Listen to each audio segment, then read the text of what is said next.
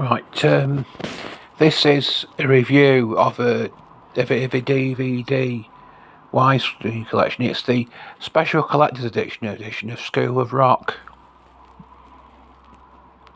It was made in 2003, and it says Time Out called it the coolest film this year, and it's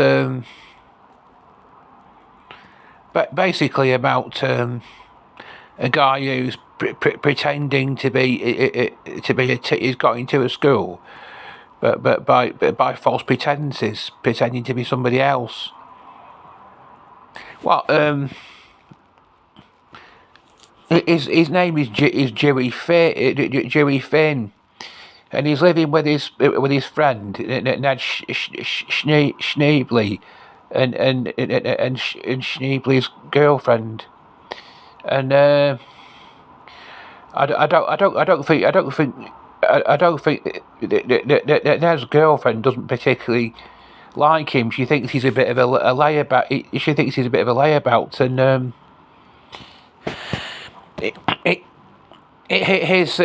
Ned is a substitute teacher, and he's in this band called No Vacancy, and because of his silly antics on stage, like his stage dives and so forth, they fire him, so he's out of the band, and Ned Schneebly keeps. You know what I mean? Keeps questioning him about why he isn't paying his share of the rent, and he's coming up with different ideas to raise money to pay his share of the rent, and he has the idea of selling his guitars. He's in one scene. He's on the phone saying they're in mint condition. Well, that's ridiculous. That's how, Americans actually abbreviate words. You say delish instead of delicious, and condish instead of condition, and it's not proper. The proper way to speak English. It's ridiculous. I don't like. You know what I mean?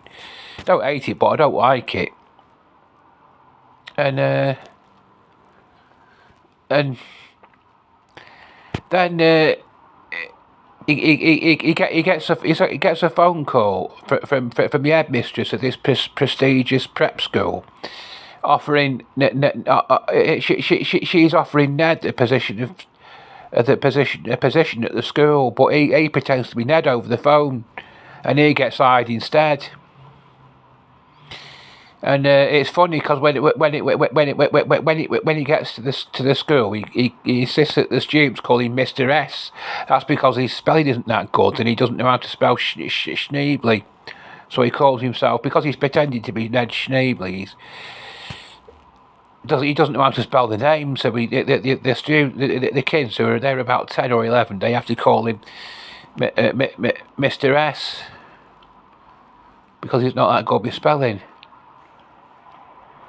And you know what I mean? He's sort of going in saying he's got a hangover. He's not going to teach him anything. You know what I mean? Because he's got a hangover, and saying it's recess. And because these kids are like little squats, they don't like that. They say, "I want to learn from my teacher."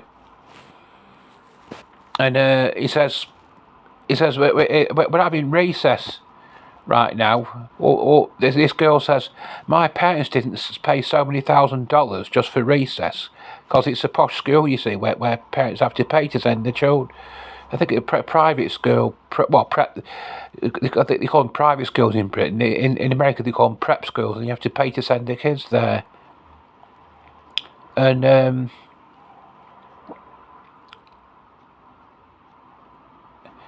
he starts giving. He says to him, "Why don't you just? What's the point?" He starts saying, like, talking like, "What's the point anymore? Why don't you just give up?" And he starts giving them his lecture on the man. And it's sort of it's not the way that you'd expect a teacher to talk to children. It's sort of, you know what I mean? It's You'd have to actually watch the film to understand properly what he's trying to tell them. Anyway, the headmistress walks in while he's giving the kids this lecture, and she tells them it's time for the music practice, and this is where the ball starts rolling here, and it's I think he's either on the toilet or in some room somewhere, and he can hear this music that the children are playing, and I don't know if you did music as a subject in school. I mean, when I was in school, it was all just like classic. It was all classical composers back then, and it was probably when you were in school it was. But I think in more recent years they've sort of they've begun to introduce a bit of rock and roll into the curriculum, and not all some parents and other people in high places sort of objected to this because this rock and pop music is what children listen to half the time on the radio half the time when they're not in school, and so it's like it's their entertainment. It's like Bugs Bunny cartoons. You know what I mean? They say if they can have pop music as part of the school curriculum, they may as well go to school and watch Bugs Bunny cartoons because that's just part of their entertainment when they're not in school. And there was actually a professor of philosophy called Anthony O'Hara who was quoted in the Observer of 20th of January 1992 as saying, "I personally object to the teaching of rock music. It is barbaric and degrading. Music education has a close connection with moral attitudes. Pop encourages the notion of a quick fix to every problem, emotional, political, cultural." That was the way he felt. Well, I will actually have a discussion soon on what the moral aspects of modern music, and it'll be called "Does It Really Matter what music a Christian listens to?" But that's something that's something else. I'll be doing that when I come back off my holidays. But this is about this. Here's these children playing this classical music, and he suddenly comes up with this harebrained idea that he'll teach him a bit of his sort of music. You know what I mean? This rock and roll that he was playing when he was in this band, and he'll get them playing that and put them in for this Battle of the Bands competition, and he's sort of pretending that it's actually a school project, and that other children from other schools will be taking part in it. He's bluffing these kids. You know what I mean? He's sort of telling them he'll be giving them a head start, and they need to keep it a secret from the headmistress what they're doing. It's all fraudulent what he's playing at. He gets one lad playing the guitar, and he has this Asian lad playing the organ, and he gets them playing a bit of AC/DC and Deep Purple, and that's where the ball starts rolling from there. The sort of it's all very secretive. They have to keep it a secret from the headmistress what they're doing. I don't know. It's been a while since I actually saw the film, and I don't quite know all the methods that they use to keep it a secret, but it doesn't quite work at one stage because the headmistress walks in while he's got them doing a bit this band practice, and then he knows the headmistress is coming, so he has to pretend to be teaching them a maths lesson instead, like he's supposed to be doing, because she's coming, And she walks in and says, another teacher told me she heard music coming from his classroom. And he says, no, there's been no oh, and she points to this guitar that someone's forgot to put away. And she says, what's that doing there? And he says, he suddenly composes this little song in his head on the spur of the moment. Math is a wonderful thing. And he's, you know what I mean? He starts playing it and teaching using song to teach them the maths.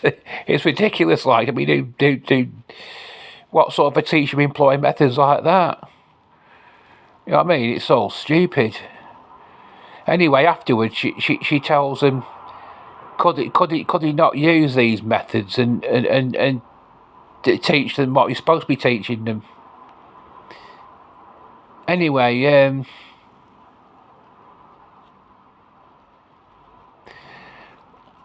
this Ned Shebley finds out in the end that Dewey has been masquerading as him, and he's got a job as a teacher at his school through false pretenses, and they're having this parents' evening, and Ned Shebley and his girlfriend suddenly walk in with the police. And you know, Dewey he was dead embarrassed because he has to admit that he's a fraud, that he's not a teacher at all, and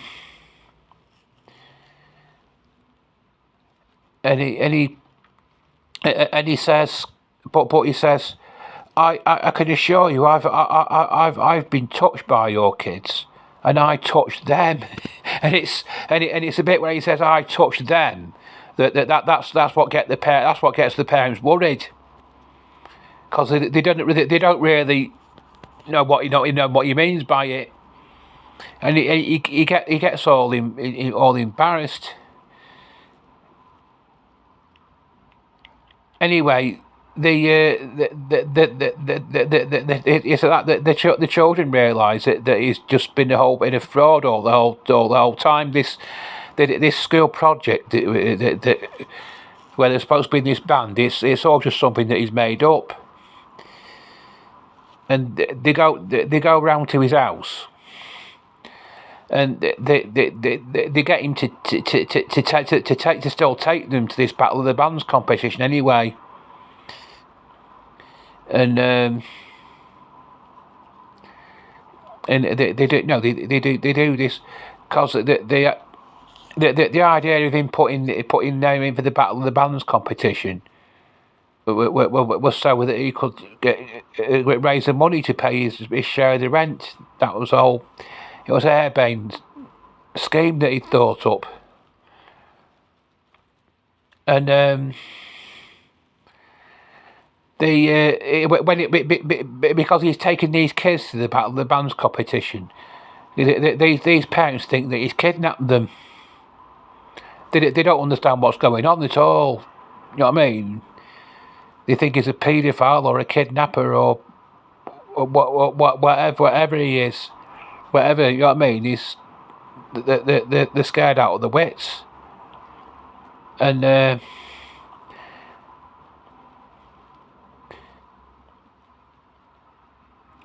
it's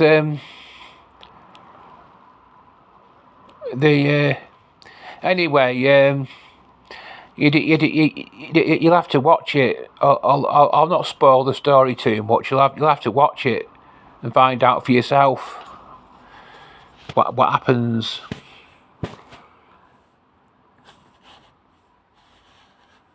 These are the special features here. Commentary by actor Jack Black. I can't really say this properly. I can't get you to focus properly so that I can There's quite a few special features anyway. Suffice to commentary by actor Jack Black and director Richard Linklater. Or kids commentary, lessons learned by School of Rock, Jack Black's pitch to Led Zeppelin. He's trying to beg Led Zeppelin to let them use one of their songs in it, because they have a history of not letting people use their songs. School of Rock music video, kids video, diary, Toronto Film Festival, MTV's Diary of Jack Black, theatrical trailer, widescreen version enhanced for 6.9 TVS, Dolby Digital, English 5.1 surround, Czech 5.1 surround, English subtitles. Dazed and Confused, a crowd-pleasing Gaia minute. Sunday Mary, this really rocks, terrific. Empire, a comedy tour de force, a clever and fun-loving film. A crowd-pleasing gag-a-minute power chord of a script. Black delivers a virtuoso performance of sublime comic genius. Very, very, very good. If a more purely enjoyable movie comes out this year, I'll eat my speakers. So, there you have it. It's a PG.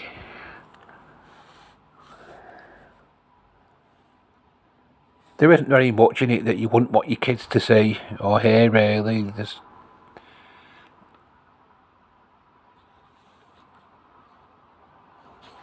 So,